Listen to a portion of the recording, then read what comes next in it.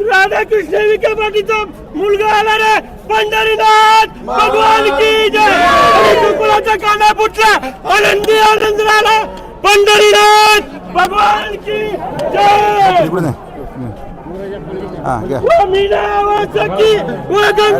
लक्ष्मीच्या रूपात आला रे पंढरीनाथ भगवान की जय। सद्गुरु साईनाथ महाराज की जय।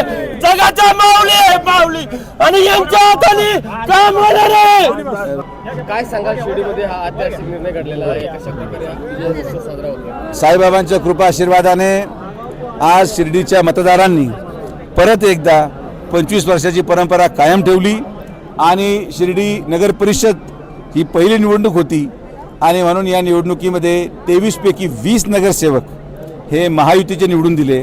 हा विजय आहे शिर्डीच्या सर्वसामान्य मतदारांचा।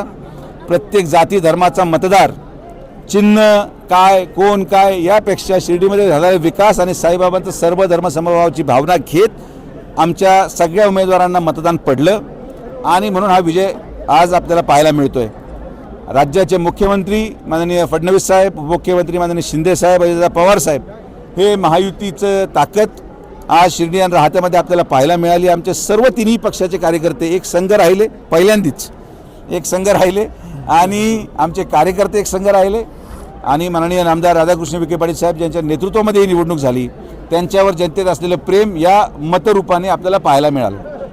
किती सीट निवडून आलेले आहेत नगराध्यक्ष? नगराध्यक्ष आणि 20 असं 21 जागा ते 24 पैकी निवडून आलेल्या आहेत। मला सांगायला वाईट वाटतं की 3 आमचे महायुतीचे उमेदवार पराभूत झाले। ठीक आहे, राजकारणामध्ये विजय पराजय हा होत राहतो कधी कधी।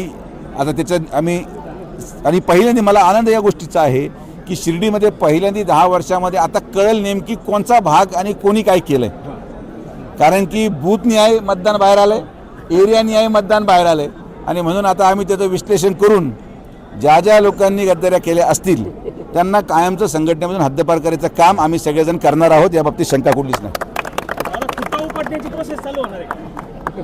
आता हे प्रक्रिया सुरू झाली आहे 2024च्या विधानसभेपासून आजही झालंय आणि आपल्याला मी वारंवार सांगतो की अनेक लोकांना वाटतं की नाही आपण फार स्पष्ट बोलतो, आपण फार ॲग्रेसिव्ह होऊन बोलतो, आक्रमक बोलतो। आक्रमकतामध्येच प्रामाणिकता आहे। गोड बोलणारा माणूस हा कोणाच्याच कामाचा नसतो, कडू बोलणारा माणूसच विकास करू शकतो आणि आपण महिलांना सुरक्षित वातावरण शिर्डीमध्ये मागच्या 2 वर्षामध्ये अधिक चांगल्या पद्धतीने देऊ शकलो।